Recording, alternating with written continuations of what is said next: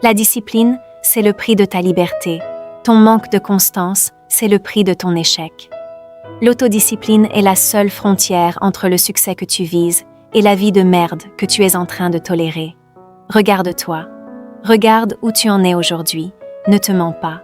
Est-ce que tu es vraiment là où tu avais juré d'être? Est-ce que la vie que tu mènes en ce moment ressemble à tes ambitions? Ou est-ce qu'elle ressemble juste à une succession d'excuses confortables? Je ne suis pas là pour te caresser dans le sens du poil. Je m'en fous de te faire plaisir. Je suis là parce que tu t'es oublié en chemin. Tu as confondu le potentiel et la réalité. Avoir du potentiel, ça ne vaut rien. Le monde est plein de gens talentueux qui n'ont jamais rien foutu de leur vie. Ce qui compte, c'est ce que tu fais là, tout de suite, quand personne ne te regarde. On te parle de motivation partout. Trouve ta motivation, trouve ton pourquoi. C'est des conneries. La motivation, c'est une arnaque. C'est une émotion passagère. Elle vient quand il fait beau, quand tu as bien dormi, quand tu viens de regarder une vidéo stylée. Mais la motivation se barre au premier coup de vent.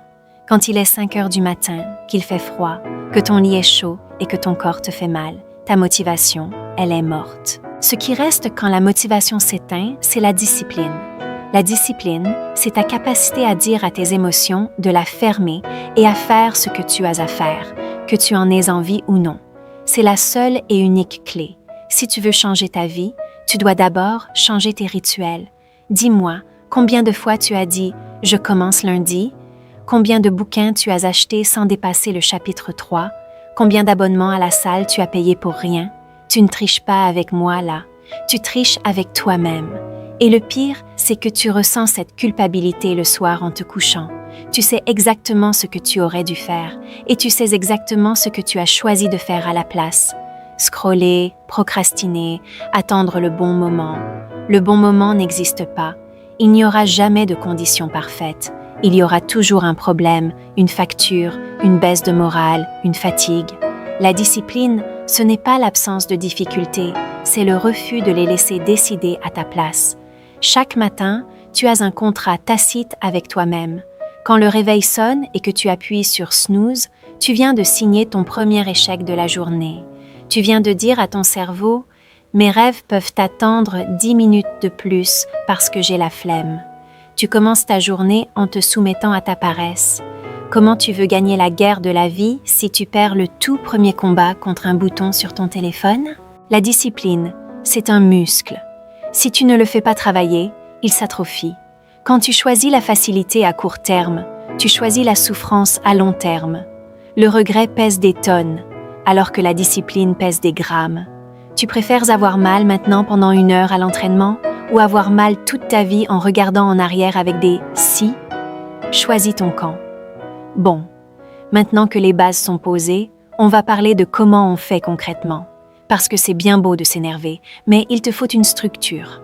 La discipline, ce n'est pas de la magie, c'est de l'architecture. Tu dois bâtir ta journée comme une forteresse. Le premier pilier, c'est l'élimination des distractions. Tu n'as pas un problème de volonté, tu as un problème d'environnement. Si tu essaies de bosser avec ton téléphone posé à côté de toi, l'écran vers le haut, tu as déjà perdu. Ton cerveau va chercher la dopamine facile. Coupe les notifications. Mets-toi en mode avion. Nettoie ton espace. Rends la paresse difficile d'accès et rends le travail obligatoire. Le deuxième pilier, c'est la règle des non négociables. Tu dois définir 2 ou 3 actions dans ta journée qui doivent être faites, peu importe les circonstances. Qu'il pleuve, qu'il vente, que tu sois triste ou fatigué, ces tâches ne se discutent pas. Tu deviens un robot face à elles. Tu n'as pas besoin de réfléchir. Tu exécutes. C'est l'excès de réflexion qui tue l'action. Arrête de te demander comment tu te sens. On s'en fout de comment tu te sens. Qu'est-ce que tu dois faire? C'est la seule question qui compte. Le troisième pilier, c'est d'embrasser l'inconfort. La plupart des gens fuient la douleur, fuient l'effort. Toi, tu dois apprendre à l'aimer. Quand ça commence à piquer, quand ton cerveau te supplie d'arrêter, c'est exactement là que la transformation commence. C'est dans cette zone d'inconfort que tu te construis. Le confort est un cimetière pour tes ambitions.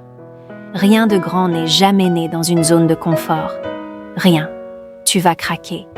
Je te le dis tout de suite. Il y aura des jours où tu vas échouer, où tu vas céder à la tentation, où tu vas te relâcher. Et c'est là que le piège se referme. La plupart des gens échouent une fois, se sentent coupables et abandonnent complètement en se disant « Foutu pour foutu, je recommencerai le mois prochain ». C'est là que tu te distingues. La discipline, ce n'est pas être parfait. C'est être capable de se relever immédiatement après une chute. Si tu rates un repas sain, tu ne massacres pas le reste de ta semaine. Tu manges sainement au repas suivant. Si tu rates un entraînement, tu ne laisses pas passer 3 jours. Tu t'y remets dès le lendemain. Ne laisse jamais une erreur se transformer en habitude. Arrête de chercher la validation des autres. Arrête de vouloir qu'on t'applaudisse parce que tu as fait ce que tu étais censé faire.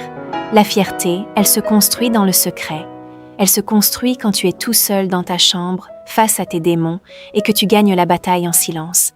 Le respect de soi ne s'achète pas, il se gagne à la sueur de ton front, jour après jour. On arrive au bout de cette discussion, toi et moi. Maintenant, le micro va s'éteindre, la vidéo va se couper, et tu vas te retrouver seul avec l'écran noir de ton téléphone ou de ton ordi. À ce moment précis, tu auras 2 choix.